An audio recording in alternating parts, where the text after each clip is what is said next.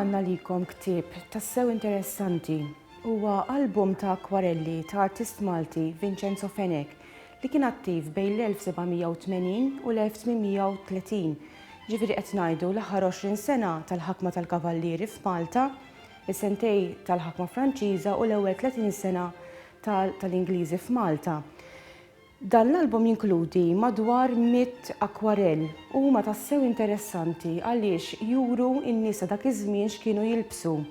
Għandna gruppi differenti tas-soċjetà, għandna kavallieri, għandna reliġjużi minn ordnijiet differenti, għandna nies sinjuri, nisa u irġiel, għandna wkoll in-nies il-ħaddiema, il-Maltin li ma kinux sinjuri li kellhom il-biż distintiv tagħhom.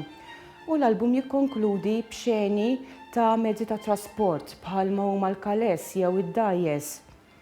Dan l-album mhuwiex miġbur f'ordni kronoloġiku, jiġifieri ma nafux il-pitturi kif tpenġew waħda wara l-oħra, imma huma miġburin skont dawn it-temi.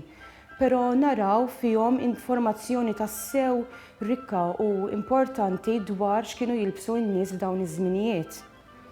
Mela għandna l-ewwel grupp ta' akwarelli li huma grupp ta' madwar 13 akwarelli juru il-Kavallieri tal-Ordni ta' San Ġuwan.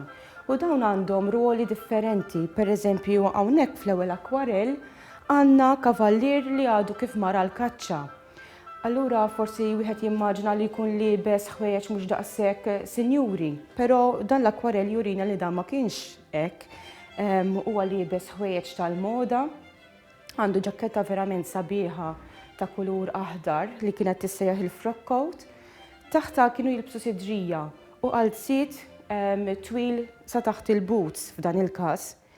Jindikalna iż-żmien ta' dan l-akwarell il-kostum, id-datazzjoni tal-kostum għax pereżempju il-kappell li għandu żewġ ponot fil-ġenb, il-bikorn, kien popolari lejn l-aħħar tas-780 u fil-bidu tas-790, tal-1790. Miegħu għandu żewġ attendenti jew sefturi li huma libsin differenti ħafna. Għandna hawnhekk l-ewwel inservjent li għandu kappell li ħafna li kien moda bejn wieħed u ieħor fl-1790. U l-ieħor li għandu fideh l-xkubetta u l-qabda li għadhom kif għamlu il-Fenech li liebes kostum tipikament Malti.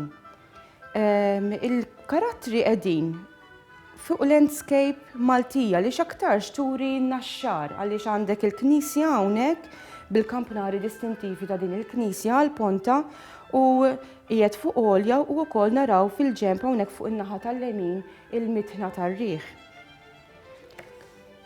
Paġni oħra juri kavallieri fi sfondi differenti, pereżempju hawnhekk għandna wieħed fi sfond tal-belt, liebes uniformi kompluta u jingħaraf li huwa kavallier għaliex għandu s-salib tal-ordni. Hawnhekk għandna kavallier ieħor li xogħlu kien fuq ix-xwini, allura qiegħed impitter fuq sfond tal-baħar tal-port u għandek fil-background għandek il-vaxxell li kien il-vapur tal-ordni, kif qed naraw għandu l-bandieri tal-Ordni ta' San Ġuwan, is-salib abjad fuq sfond aħmar. L-ilbis tiegħu huwa l-istess tal-moda ta' dak iż-żmien. Interessanti ħafna huwa l-akwarell li juri l-Gran Mastru li kien liebes kollox iswed minn fuq s'isfel. Jingħaraf li huwa l-Gran Mastru mill-kappell tiegħu għaliex qiegħed jipponta lejn il-kuruna. Għalkemm ma kienx re, kellu aspirazzjoni li jkun meqjum daqs re ġewwa Malta.